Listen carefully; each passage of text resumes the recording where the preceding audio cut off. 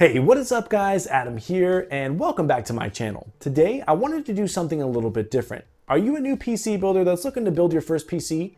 Well, I recently just did that myself. That's right, your boy got an upgrade. This is my first PC build I've ever done and I wanted to take you guys along the ride with me, but I forgot to record it. That's my fault. And with that upgrade, I got to learn a lot of cool things about building a PC and the parts that go inside of it. Also, I made a bunch of mistakes. So with that, I wanted to give you guys a video from a new builder's perspective that would include 5 tips for new builders on their first build to make your first build go smoother. Let's check it out now.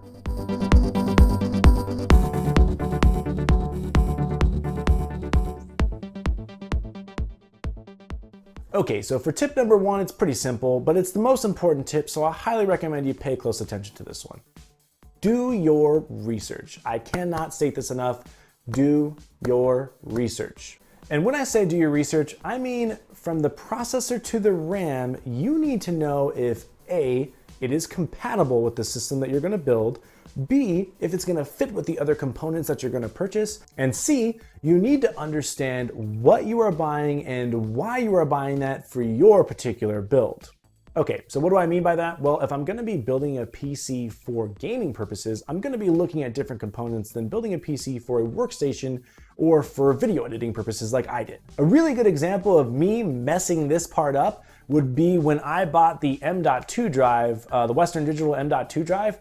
I was under the assumption that it was NVMe, which is completely different. I'm not gonna go into the specs about that, but basically NVMe is better, it's faster. So long story short, I got the wrong one. I was under the assumption I was getting NVMe, but because I didn't do my research, I didn't get the right one. Lastly, you're doing research to get the best pricing. Honestly, Amazon may have a better price than Newegg. Newegg may have a better price than Amazon. There may be a coupon code that one site gives you that the other site doesn't. Basically, do your research so that you will know that the parts are gonna work for your particular needs, they're all gonna fit together, and you're getting the best prices. All right, and for tip number 2, you're definitely gonna wanna watch other people's build videos. So that's my tip number 2. Watch step-by-step videos and builds on YouTube. Now, I know that seems really simple, right? And that you probably thought of doing that by finding my channel. But for those of you who don't know, there are channels on here on YouTube that have done full step-by-step builds. These videos literally saved my life. And there are a lot of good ones out there that give you a ton of information on how the parts fit together. They show you how to install them. You get to learn more about the do's and the don'ts about a particular build. Maybe a water cooling system doesn't fit good on the top, but it does fit good on the side panels. And these videos will show you how to do an out-of-the-box bench test where you're testing the PC components outside of the case. You do this to make sure the individual components are working fine. The processor is working fine, the GPU is working okay, and they're all getting power. It's kind of hard to show you how to do this without some visualization. So I will make sure to link some of my favorite builds in the link description below. Right off the bat, I know some YouTubers, Bitwit, TechSource, Paul's Hardware, Linus Tech Tips. Those are 4 big YouTubers that have created step-by-step guides that know tons about building PCs, a lot more than I do, and I will make sure to link those videos in the descriptions below. Tip number 3 is really easy. It's just a way to avoid static electricity without buying one of the static bands. Basically, what you're gonna wanna do is plug in the power supply unit with the power turned off into the wall, and you're gonna go ahead and touch that power supply unit every time you're about to go back into the build. Now, if you're like me, your apartment has, or your house, your apartment or your house has a ton of carpet, and when you walk around the table that you're building the PC on, you might have some static buildup that comes up. Just go ahead and touch that power supply and you'll be just fine. Tip number 4, guys, is to have your resources handy. And what are the resources I'm talking about? On top of those step-by-step guides that I had mentioned previously, you're gonna wanna have some resources handy while you're doing your PC build. Those resources are your motherboard booklet, your case booklet, and lastly, if at all possible, you're gonna wanna have your cell phone handy for some on-the-go information. Your motherboard is important because it has information about which RAM slots and which PCIe Express slots to use, as well as diagnosing issues that arise along the way. The case booklet's pretty important too. This will give you information on cable routes for cable management, as well as indicate which screw goes where on the case itself. This can be kind of tricky as some of the screws look alike. So refer to the case manual and you'll be good to go. Lastly, if at all possible, have your cell phone handy for on-the-go information.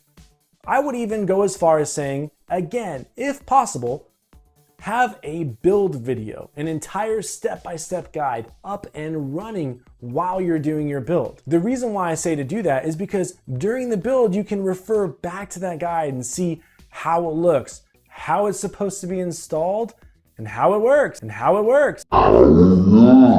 last tip I have is pretty playful, but it could be pretty serious too, which is calm down, bruh. PC building can be stressful. I just did it, trust me. Half the time I was pulling my hair out.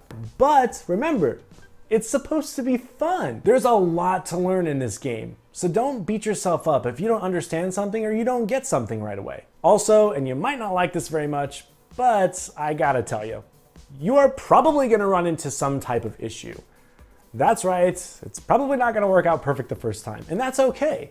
For me, I got everything put together, I got the cables managed, I got the power supply turned on, ready to go, and as soon as I went and pressed that power button, I got nothing. No, God!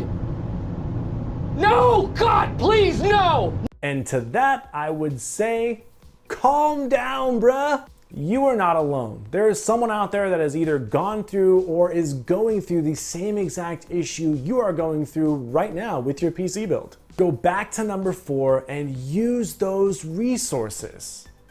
Again, I'm not a professional, heck, it's my first time building a PC, but from everything that I've been reading and seeing, almost every time an issue arises, it's something extremely simple, like the power plug wasn't plugged in properly, or you need to click a button in the BIOS. Simple as that.